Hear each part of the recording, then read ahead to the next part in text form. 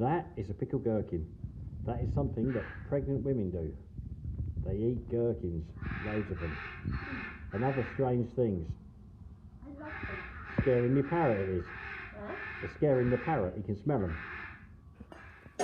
You're probably wondering what I'm doing with some sort of kitchen chair. Now, as we all know, CVRT driver seats are a pain in the arse. They are awful. You pull the little lever at the front to slide it back, and what do? You get the uppy-downy. It drops down on the floor, and then the bungee straps aren't powerful enough to pull it back up, and you're trying to pull it back up with one arm and pull yourself, and half an hour later, you've got one side locked in this side, one side locked at an angle. It's just a pile of shit. And when you're on a shooting day driving one of these, you don't want that kind of ag. So come this way, Robert.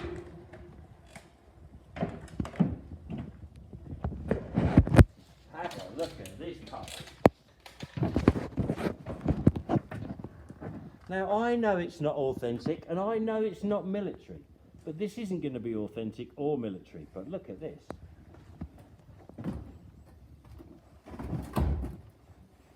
And then you pull this and it comes up to exactly the height you want. And it's even got a couple of inches of spring loading. And it's not a spring, it's a gas ram. So that just couldn't be nicer for driving. But I'd like to be able to make it go down an extra 3 or 4 inches. So I didn't just get one of these chairs. I got 2. And getting yourself out will be a lot easier if I can make that go down a few inches. So there we go. Now whether we keep it swiveling or not, I don't know. I can always put a pin on a chain so you can get it straight and put a pin in. It's all about modifications. The back of it's looking very good. And our exhaust now is coming out of here and it's wiggling round and down and along here. And we're going to get a couple of real big exhaust boxes off a lorry and put them under the floor. That'll bring a bit of heat up into the cab area. And yeah, and it should make it very quiet. I don't know about the quietness of the engine though, because diesels do tend to knock a bit. Blah, blah, blah, blah, blah, blah. But we'll cross that bridge when we get to it. On this bit it's come rather nice.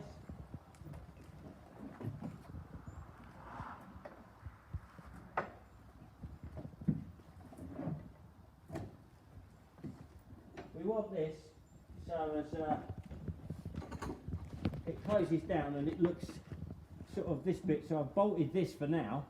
I've temporarily bolted that onto there, and then there's another piece somewhere. Have we lost it, Robert?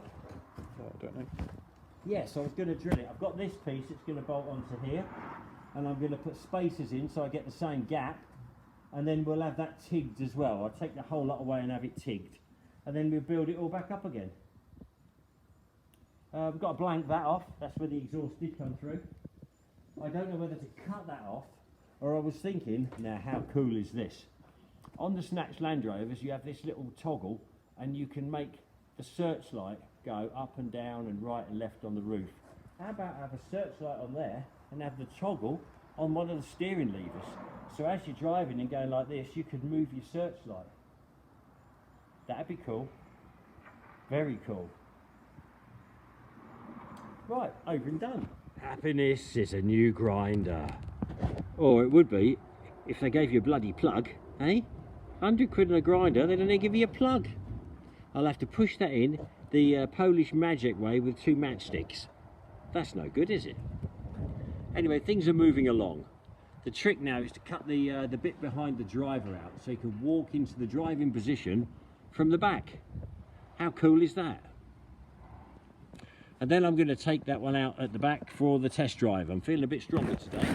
The old COVID jab kicked me in the balls a bit, but we're taking that out. I've got to put wing mirrors on it. Well, 2 interesting jobs at the moment. One is the Dragster Saracen. The prop shaft went away today, so I'm very pleased about that.